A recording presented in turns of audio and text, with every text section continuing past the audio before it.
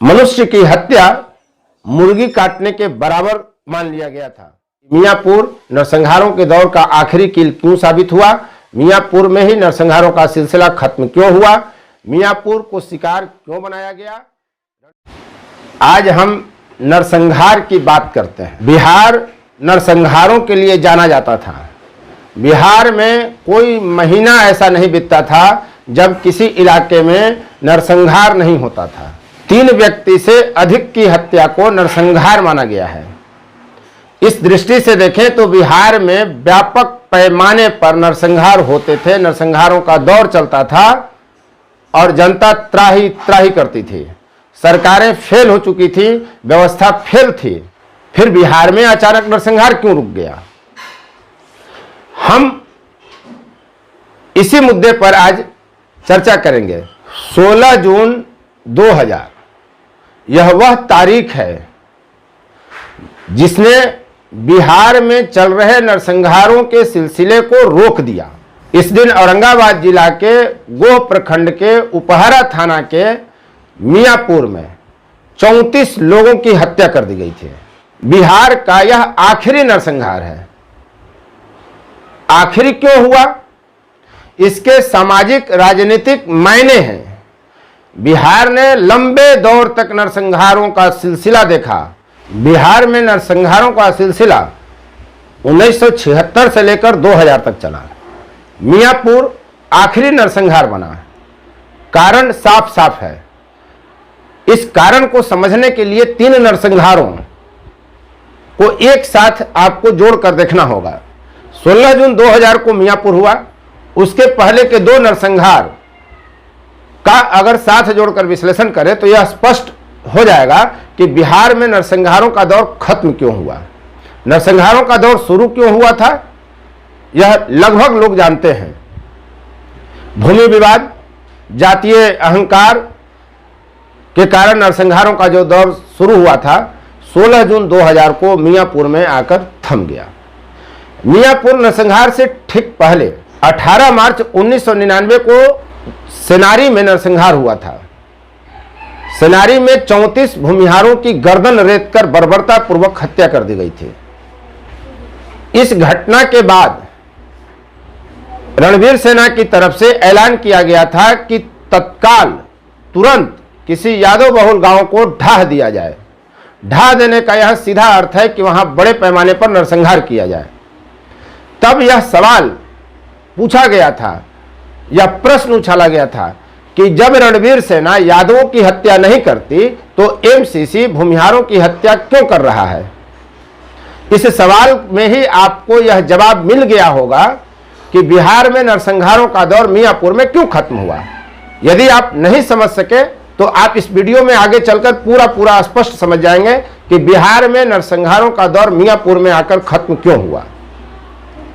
सेनारी नरसंहार के बाद यह आक्रोश इतना व्यापक था कि सेनारी गांव में घटना के दिन अधिकारी हो या राजनीतिज्ञ हो, सबको खुलेआम गालियां दी जा रही थी, उन्हें दोषी माना जा रहा था।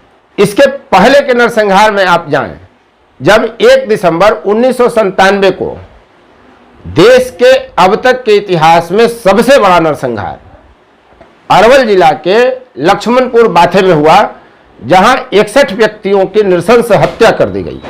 तब के राष्ट्रपति ने इस घटना की आलोचना की थी। जब लक्ष्मणपुर बाथे में रणवीर सेना का दस्ता पहुंचा तो उसने यादव जाति के घरों को चिन्हित कर बाहर से कुंडी लगा दिया था ताकि कोई भी इस जाति का व्यक्ति इस नरसंहार में न मारा जाए। लेकिन वही रणवीर सेना सेनारी के बाद ऐलान करता है कि यादव बहुल गांव को ढाह दिया जाए, और वो भी तुरंत। हालांकि उसको अपनी योजना को अंजाम देने में लगभग 13-14 महीने लग गए।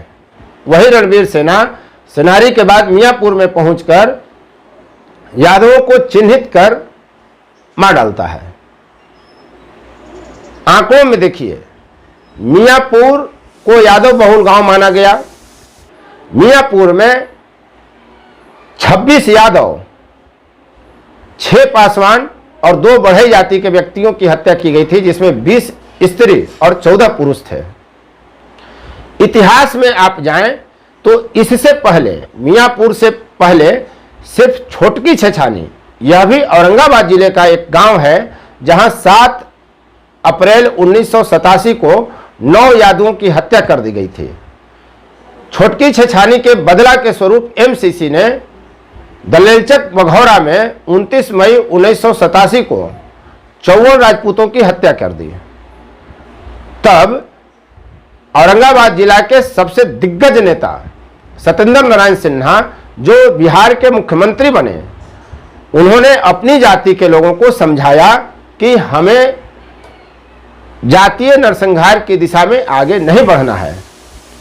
तब उत्तर प्रदेश के विधानसभा के यादव अध्यक्ष इलाके में दौरा करने आए और उन पर यह आरोप लगा कि उनके भड़काने पर ही यादवों ने राजपूतों की हत्या दलेलचक बघौरा में की। यह जो जानकारी मैं अब तक आपको दे रहा हूं, सबके सब दस्तावेजी सबूत हैं, किताबों में दर्ज हैं ये घटनाएं। उसके बाद राजपूत बिरादरी नरसंहारों की दिशा में नहीं बढ़ी। यह औरंगाबाद का बहुत बड़ा सामाजिक योगदान है। नतीजा यह हुआ, उसके बाद मात्र एक घटना औरंगाबाद जिला में ही हुई, जहां 11 राजपूत मारे गए थे। इसके अलावा कभी राजपूतों का सामूहिक नरसंहार नहीं हुआ। बिहार जातीय नरसंहारों के लिए बदनाम रहा है। मियांपुर उसका अंतिम पड़ाव बना। मियांपुर में रणवीर सेना के लोग पहुंचे और काफी बर्बरता से नृशंसता पूर्वक हत्या की गई। तब रूह कांप जाने वाली लाश देखने को मिलते थे। इस घटना के बाद गांव में राजनीतिक नेताओं का आवागमन काफी बढ़ गया। मियांपुर राजनीतिक तीर्थस्थल बन गया। मियांपुर में 2 जुलाई 2000 को जब राबड़ी देवी सीएम थी, यहां लालू यादव और राबड़ी देवी के मंत्रिमंडल के करीब आधा दर्जन मंत्री मियांपुर पहुंचे। तब एक महिला ने हथियार की मांग की और कहा कि हम भूमिहारों का गांव ढाह देते हैं।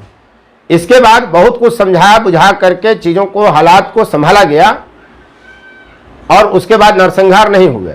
आप ध्यान देंगे कि मियांपुर के बाद सिनारी में महिलाओं पर अत्याचार हुआ और उसकी खबर को हाई कोर्ट ने संज्ञान लेते हुए कार्रवाई शुरू की थी। कहा यह गया, मियांपुर नरसंहार का सत्ता ने इस रूप में बदला लिया और वहां की महिलाओं को लाठियों से पीटा गया। हालांकि इसका बाद में सरकारी स्तर पर, प्रशासनिक स्तर पर काफी खंडन किया गया और तब अरवल के एसपी सुशील खोपड़े को यह तक कहना पड़ा कि सिनारी कार्रवाई करने गई पुलिस टीम में एक भी यादव जाति के लोग नहीं थे। आप देख रहे हैं 4th व्यूज। मियांपुर नरसंहार के बाद बिहार में नरसंहारों का सिलसिला खत्म हो गया। करीब करीब 25 वर्ष तक नरसंहारों के कारण बिहार काफी बदनाम रहा और यहां मनुष्य की हत्या मुर्गी काटने के बराबर मान लिया गया था। इतनी हत्या यहां हो रही थी, इतनी यहां नरसंहार हुए। आप देख रहे हैं 4th व्यूज। आप स्पष्ट हो गए होंगे कि मियांपुर नरसंहारों के दौर का आखिरी कील क्यों साबित हुआ, मियांपुर में ही नरसंहारों का सिलसिला खत्म क्यों हुआ, मियांपुर को शिकार क्यों बनाया गया रणवीर सेना का, और मियांपुर ने जो एक माइलस्टोन खड़ा किया मियांपुर में, जिसमें 33 शहीदों के नाम दर्ज हैं, वह मियांपुर बिहार का टर्निंग पॉइंट था, जहां नरसंहारों का सिलसिला खत्म हो गया। उम्मीद है आप पूरी तरह समझ गए होंगे कि मियांपुर बिहार का आखिरी नरसंहार क्यों बना। अब तक आपने इस चैनल को सब्सक्राइब नहीं किया है तो कृपया करें। आपको ठोक ठठाकर एक से एक वीडियो परोसने का काम 4th व्यूज करता रहेगा। धन्यवाद। 4th व्यूज, चौथा विचार, बाकी फिर